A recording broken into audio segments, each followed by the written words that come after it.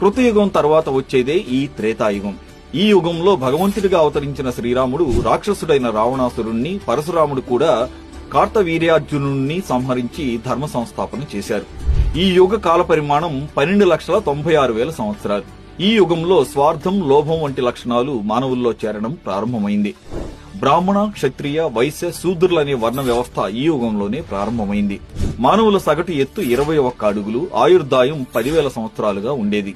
ఈ త్రేతాయుగంలో రాజుగా కుజుడు, మంత్రిగా శుక్రుడు ఉన్నారు. కుజుడు యువకుడు, యుద్ధప్రియుడు, సుక్షత్రియుడు, బాహుబల పరాక్రమవంతుడు. రాక్షస గురువైన శుక్రాచార్యుడు మాయమంత్ర తంత్రవాది, కుజుడికి పరమశత్రువు. రాజు మాటకి మంత్రి మాటకి పడకపోవడం వల్ల మంత్రులు క్రూర స్వభావులై రాజ్యపాలనను భ్రష్టు పట్టించారు. స్త్రీ వ్యామోహంతో కలహాలు పెంచి దైవ కార్యాలు నిర్వహించే వంశాలను అంతరించేలా చేశారు.